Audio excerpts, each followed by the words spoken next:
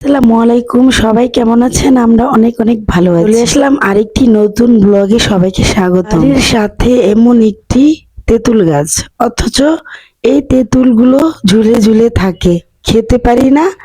কিসের কারণে জানেন?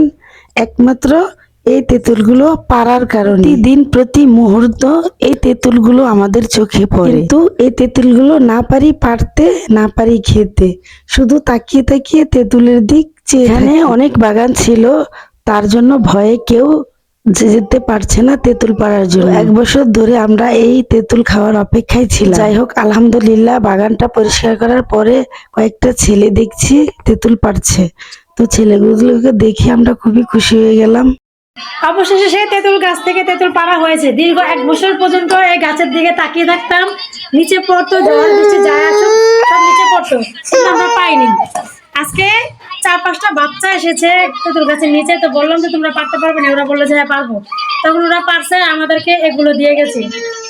তারপর এখন ওদের থেকে চেয়ে নিয়েছি, আর ওদেরকে আমরা লবণ মরিচ ফাঁকি দিয়েছি, আর ওরা আমাদেরকে তেঁতুল দিয়েছে। তো অবশ্যই মানুষ বলে যে যে ধৈর্যের ফল মিষ্টি, ঠিকই। 1 বছর ধৈর্য ধরেছি, তার জন্য আজকে তেঁতুলগুলো খেতে পারবো। তো তেঁতুলগুলো আমার তো মনে হচ্ছে অনেক ভীষণ মজা হবে লোভনী, আর অবশেষে খাবো মজা করে। আমার লোল পড়তাছে, এই যে দেখুন গাইস, বিসমিল্লাহ। ধৈর্যের ফল টক আমাদের, তো ধৈর্যের ফলে যে টক খাচ্ছি, লবণ মরিচের ফাঁকি ভরিয়েছি। এত মজা কে? এত মজা কে? এত মজা, এত স্বাদ, এত মজা, এত স্বাদ, মুখে দিলে অন্যরকম স্বাদ।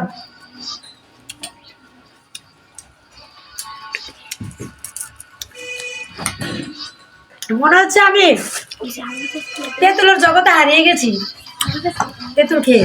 তেঁতুলগুলো যে এত মজা, শুধু তাকিয়ে থাকতাম, কিন্তু এখন খেয়ে দেখছি যে ছিল না, এত মজা। অবশেষে পেরে খাওয়া হয়েছে। আল্লাহর কাছে লাখ লাখ শুকরিয়া, যেমন আশা পূরণ হয়েছে। যাই হোক, সবাই ভালো থাকবেন।